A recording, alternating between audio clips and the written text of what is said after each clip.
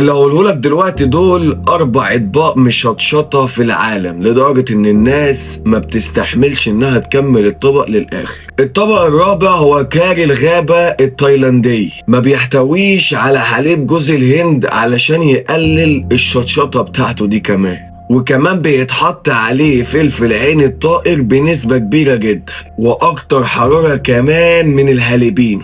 أكيد كنت بتحب الهاليبينو وبتاكله. الطبق الثالث هو القسم الساخن السيشواني. الطبق ده موجود في الصين وبيحتوي على كمية كبيرة جدا من الفلفل الحار الجاف، وكمان بيتحط عليه زيت الفلفل الحار، وبكده بيخلي بقك ينمل من أول ما بتاكله. جرب تقلي الشطة عندك كده وتاكلها هتموت، ما بالك الطبق اللي قدامك ده لو خدت منه معلقة ايه اللي هيحصل؟ هو إيماداتشي من البوتان.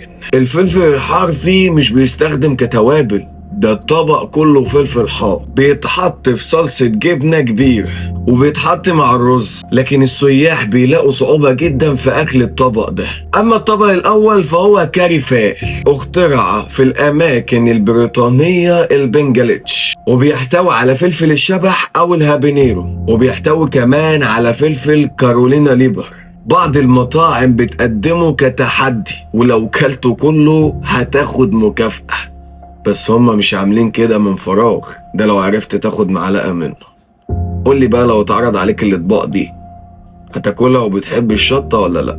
بيخش الأشخاص دول كل يوم في بركة مليانة بالتعابين، وبيفضلوا لساعات طويلة علشان يجمعوا حاجة واحدة بس، وبعد ما بيجمعوه بكميات كبيرة بيتم استخراج البذور اللي قدامك دي، وبعد كده بينضفوها كويس وبيحطوها تحت أشعة الشمس علشان تجف كويس. بيحطوها لمدة يوم لحد 22 يوم، وفي النهاية بيحمصوها على نار قوية، ولما بتتحمص بشكل كامل بيضربوها بعصا قوية شبه الشكل اللي قدامك ده كده بالظبط، وبيطلع منها اسم الحباية البيضة اللي قدامك دي اللي الكثير يعرفها باسم المخاني. الراجل اللي قدامك ده ما بيقدمش للنمر كتلة تلج أحمر، لا، ده بيقدم له مصاصة دموية مليانة بالدم، بتصنع من دماء الحيوانات وبيتم حطها في التلاجة، وعاملين المصاصة شبه الشكل اللي قدامك ده كده. في الصيف لما ترتفع درجة الحرارة والنمر ما يقدرش ان هو يقاومها بيقدموا له المصاصة دي علشان